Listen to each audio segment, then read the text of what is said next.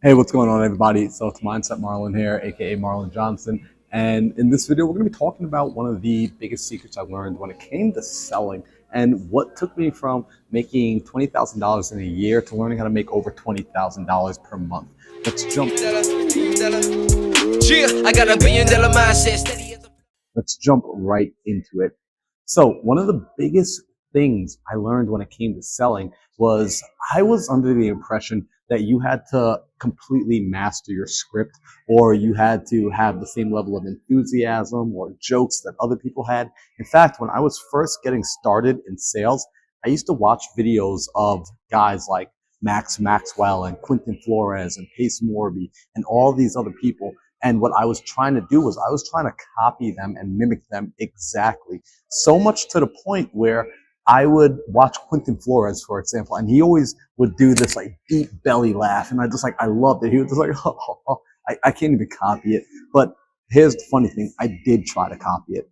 I tried doing it on calls and it felt so unnatural. I tried doing it when I was on appointments in person with people, and I would just always be so in my head. And maybe you can relate. You always feel like you're trying to think of what the next person's going to say or what they're going to say next. You're not even listening to them because you're so concerned about not screwing it up that you're just too much in your own mind. So what I started to realize was, wait a second, all of these guys, the Max Maxwells, the Quintins of the world, the Pace Morbys, they all had drastically different styles, and yet they were all still opening new opportunities. They were getting deals under contract. They were converting their prospects into sales.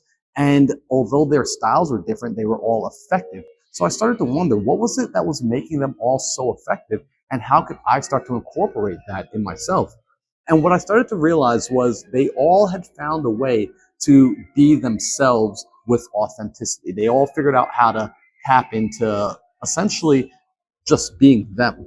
So this is what I want to talk about, because this was the thing that when I started to understand this, I noticed I was getting more deals under contract. I was converting at a higher level.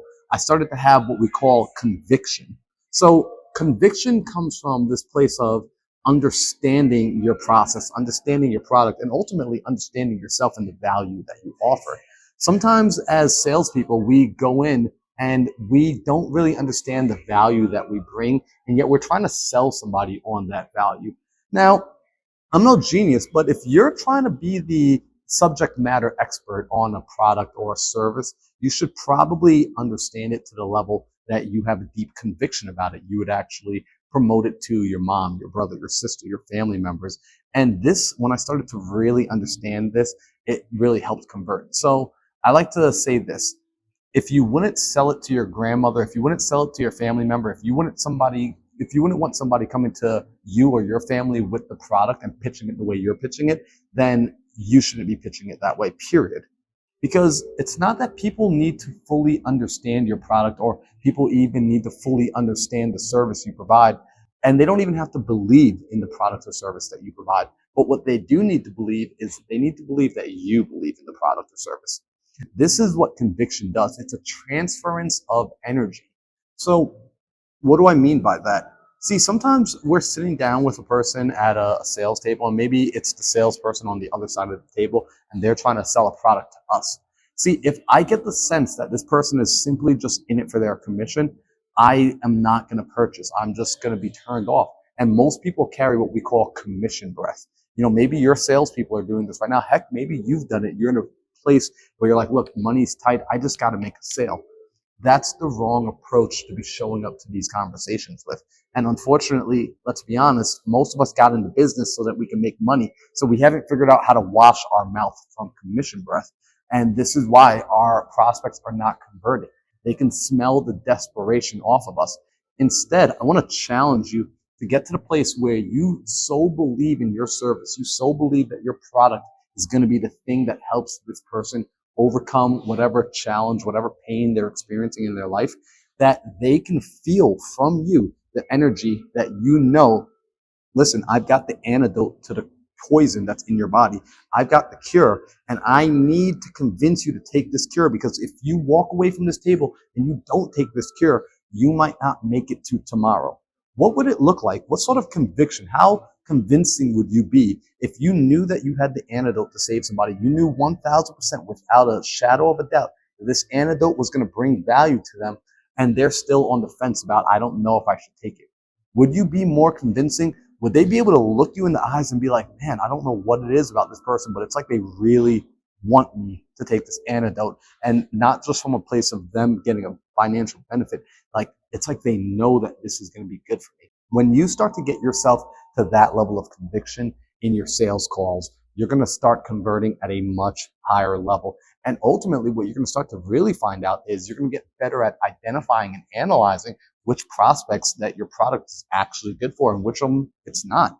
Because during these calls, if you have that level of conviction, you're going to also start to uncover sooner or later that some of the prospects you're talking to aren't actually a good fit. And you are going to end the sales call. You are going to walk away from that table and let them know that, hey, look, I don't think this is a good fit for you.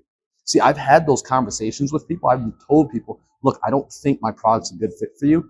And I'm being so totally genuine and totally honest. And what usually happens, one of two things. Either they agree and they say, hey, you know what, thank you, I appreciate that. And later on, they go to refer somebody else to me because of my authenticity and how honest I was. Or sometimes they actually start to tell you, well, look, because I'm not pushing, they actually reveal the real objection and the real problem, in which case I now have the real problem to solve. And it still might not be our product, or maybe it's another product that we offer. And I'm able to say, oh, well, if that's what's actually going on, I see why you were saying no to this product, but this is the thing then that's the actual better fit for you. Because people want to keep themselves safe. People don't want to be sold to. So ultimately, your job to convert at a higher level, it's to gain that deep level of conviction. And that's going to come from having integrity and really getting to understand who your ideal avatar is, what pain you're solving, what problem you're solving for them. And here's going to be my best bit of advice for you, because you stuck around and you watched to the end of this video. So first off, if you did stick around till this far, go ahead and hit that like button, hit the subscribe button, leave a comment, let me know what your thoughts are, and take this gem with you. The best sales training video I have ever watched, ever. And this has helped me make, some of my biggest checks. One of my biggest checks ever was a $40,000 check for a single transaction. What helped was very simple. I was watching testimonial videos. I'll say it again. My sales training, I was watching testimonial videos. See, what I was trying to do was I was looking at getting into the mindset and the headspace of a happy client, a happy customer. So I wanted to understand, after a person had purchased, how did they feel? Right? I wanted to get a deeper level of conviction in myself that when I do find the right person, when I do sit down with them, when I help them over that hurdle and over their objections, that on the other side, they are extremely happy. They're not sad purchasers. They are not people that have buyer's remorse, that they are happy and their lives have gotten better. I watch those as my training videos because it helps me build a deeper sense of conviction. So if this video has been helpful to you at all, again, be sure to like that, to hit the like button, to hit the subscribe button, and to leave a comment and share this video with somebody who needs to see this. If you have people on your sales team, make sure that they watch this video, and it will help them convert at a higher level. That is my promise. And guys, I will see you back here for another video. Bye. I got $1 billion mindset.